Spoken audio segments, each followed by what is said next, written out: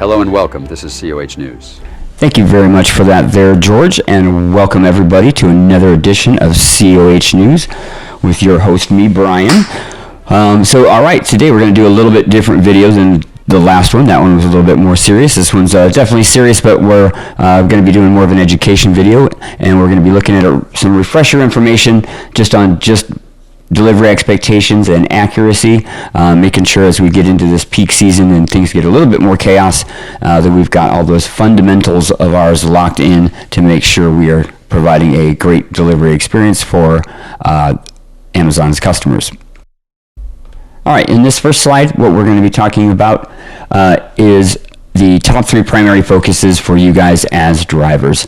So Amazon will tell us that the top priority for you as a driver when delivering your packages, above all else, what they want you to do is to make sure that you are reading the customer notes. So customers will leave a variety of different notes on their deliveries depending on what it is that they're trying to accomplish, and those take priority first and foremost.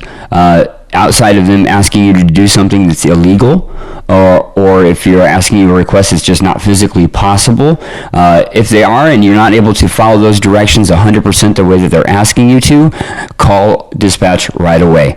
So that way, in the event that somebody calls in and complains that we're not following directions, we already have proof of the reason why and information as to why we weren't able to follow that direction. But these can become tier 2 infractions, and these types of if having continued issues with them, it can cause Amazon to have us remove you from being a driver. So make sure that you guys are definitely following those notes every single time. No questions asked unless it is illegal. If you do have a question about it, though, please by all means ask. Or if you can't deliver it the way they're expecting you to, then please call and ask. That's your way to cover yourself, so there's nothing negative coming back on you because you did your job at that point.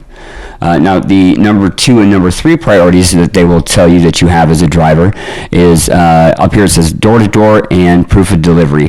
So in the event that you're not able to give the package to a customer, then obviously we will be delivering to their door, but making sure that we mark it accurate as far as how we delivered that package, and then making sure there is that clear photo that you're taking at the point of delivery.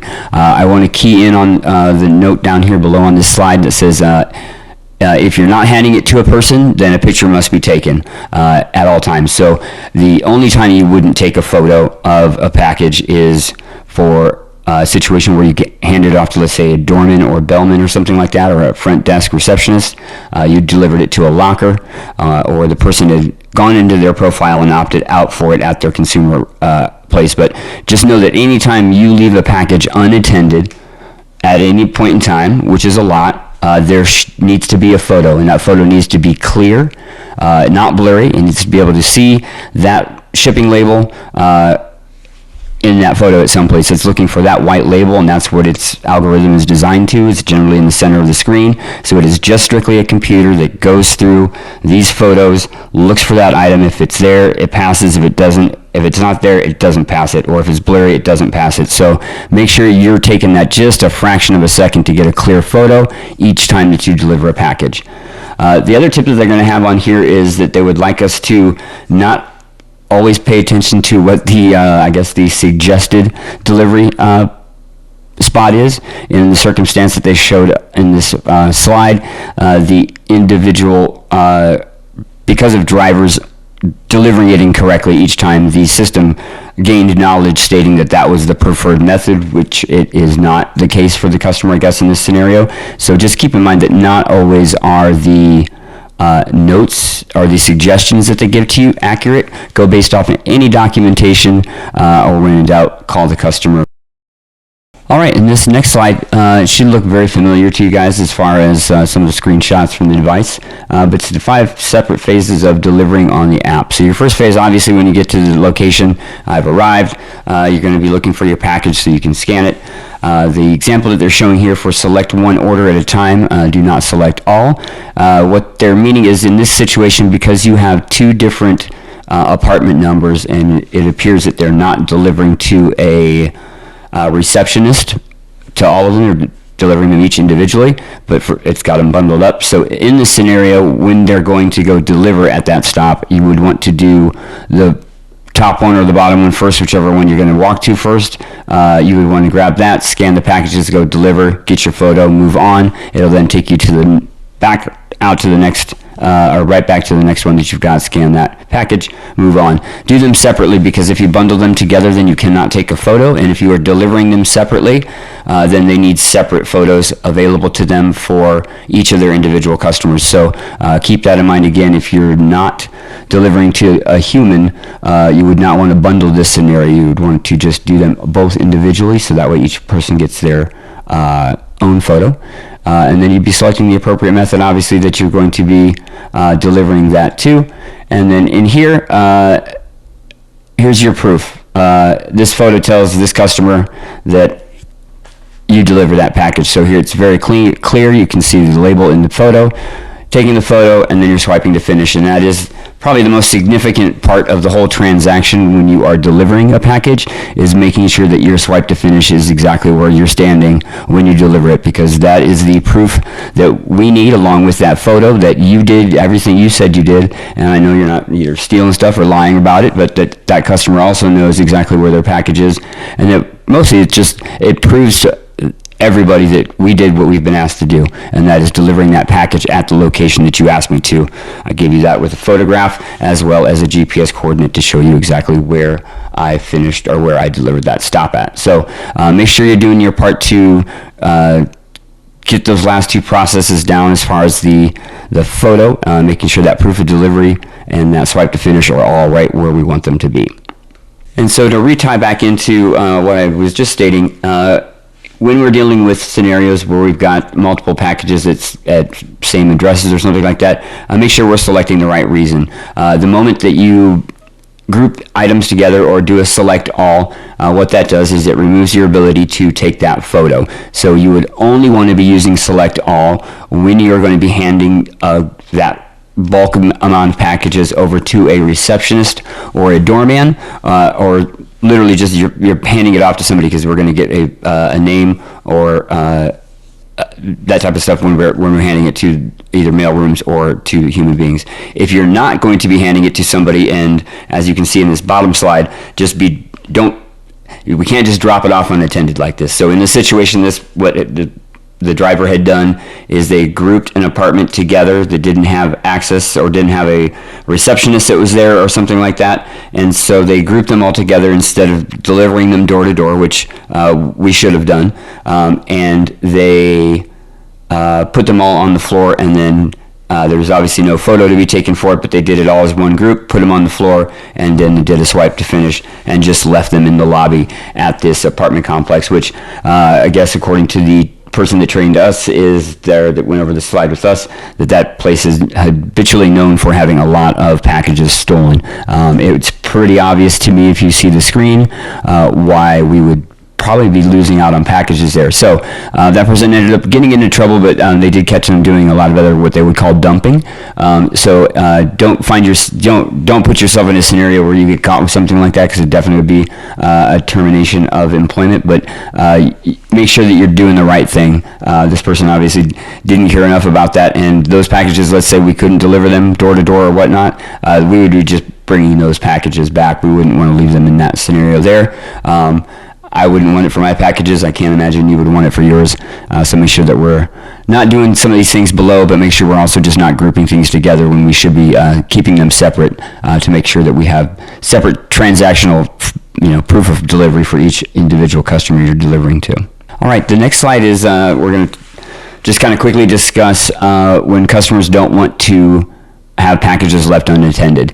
If they don't want the package left unattended, they will remove options such as front door, rear door, safe location, mailroom. Those won't be available options for you to select at all.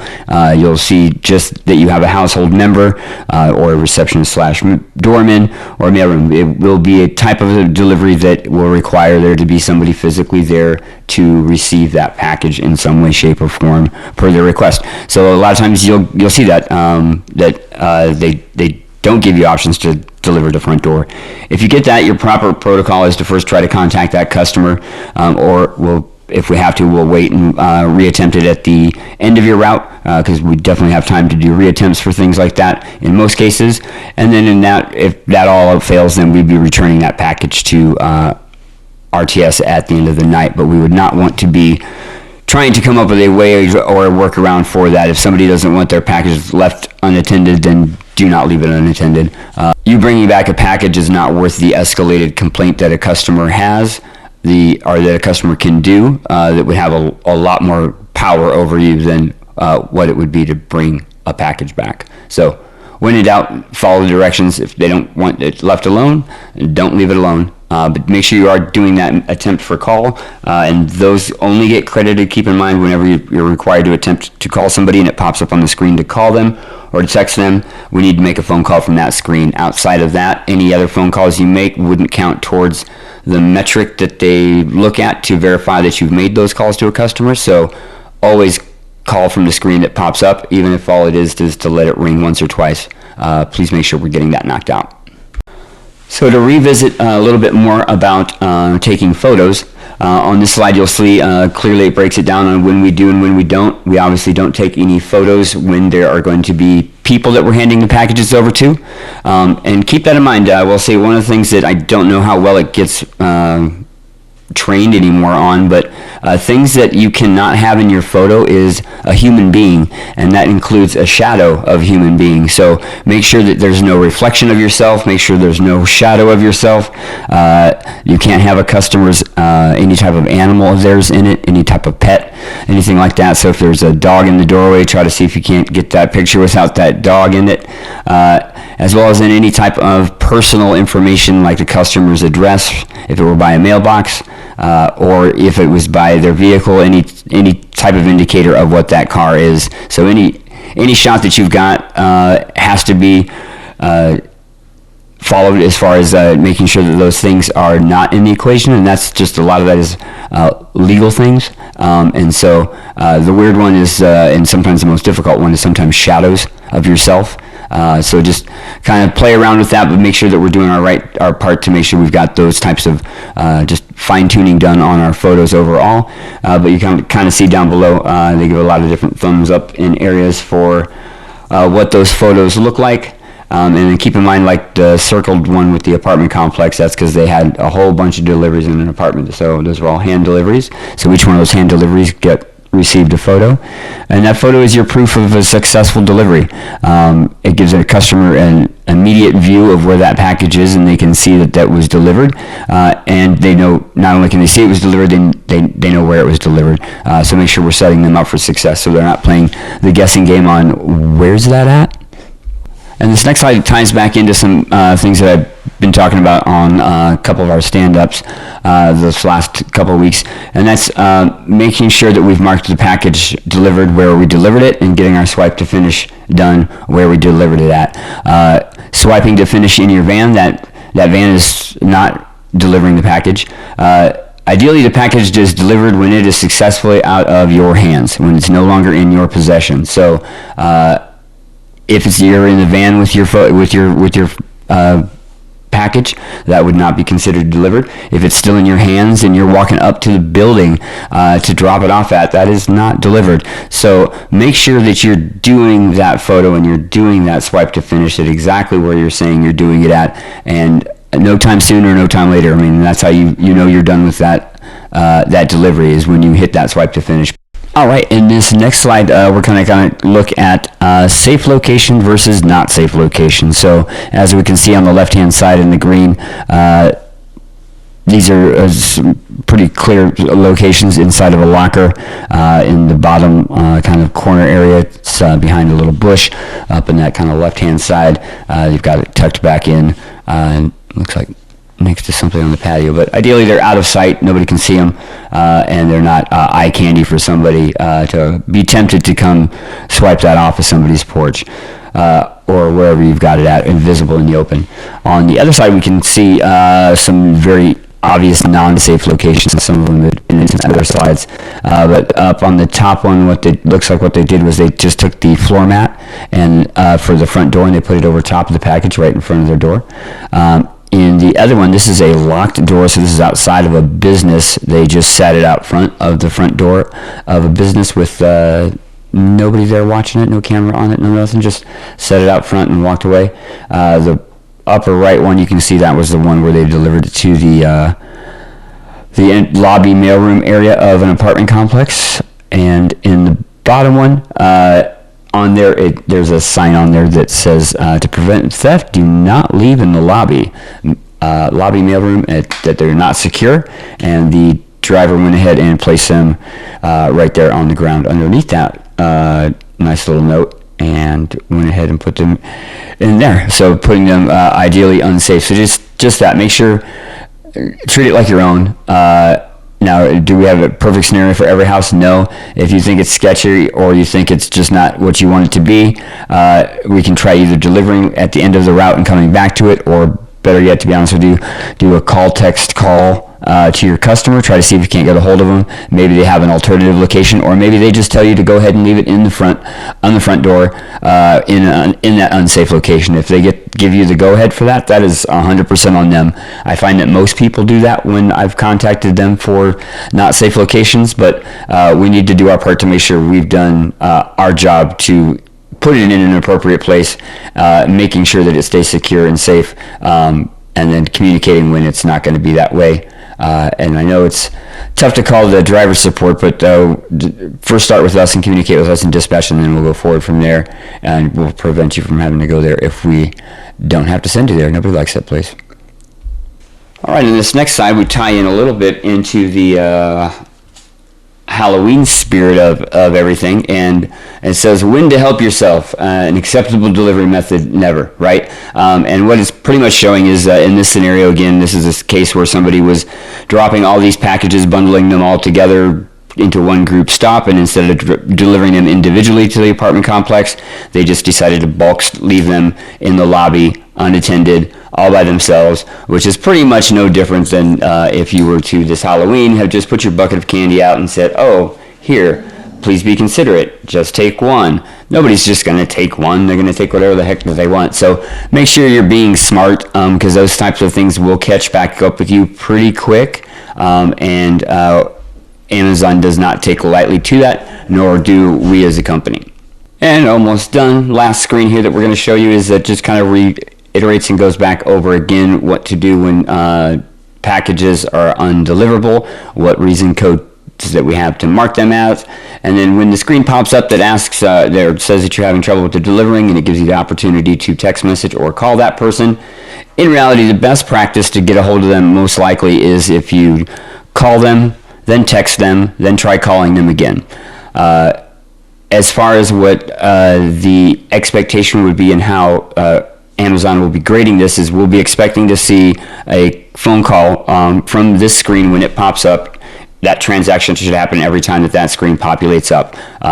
Amazon can track how often that screen pops up on your app during a given shift, and then we know when and if you made phone calls to the phone numbers connected to those lines there. And that's what gives us the the credit for calling. Anytime some of you guys may call beforehand, before you get to this screen, that's fine. If you've already tried attempting them and you get to the screen, just call them again, let it ring twice, hang back up, and move on with your day. But ideally, we need to make sure that we're getting credit for the things that we do, and we only do that if we do it in the right place, and that is one of them, making sure that we have that call screen there. And then obviously if we can't get a hold of them, we're going to bring that back to the building. But a lot of this is going to, if you're following and making sure you guys are following guidelines, also with just double checking to make sure that you're delivering to the right house. I've seen a lot of folks lately are delivering across the street. I know that that's easy to do, especially when you're in cookie cutter neighborhoods that geo-pin, the fence that you're in sometimes might be a little wider than what it should be, so it might not catch that you're at the neighbor's porch instead of the place where you're supposed to be delivering, or maybe they're really connected to each other, so it's all within proximity, so it thinks it. Always look at the house number on the house that you're walking up to and referencing it to the package that you're about to deliver. I can't stress that enough. It's super important. It saves you a lot of anguish, and it saves us a lot of chasing after you for complaints that customers have about the way that we deliver. So keep kind of some of these things in mind.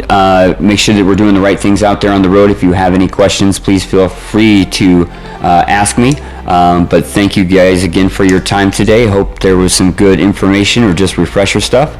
And make sure that we're knocking this out of the ballpark as we get into peak when it gets crazy. All right. Thank you guys again.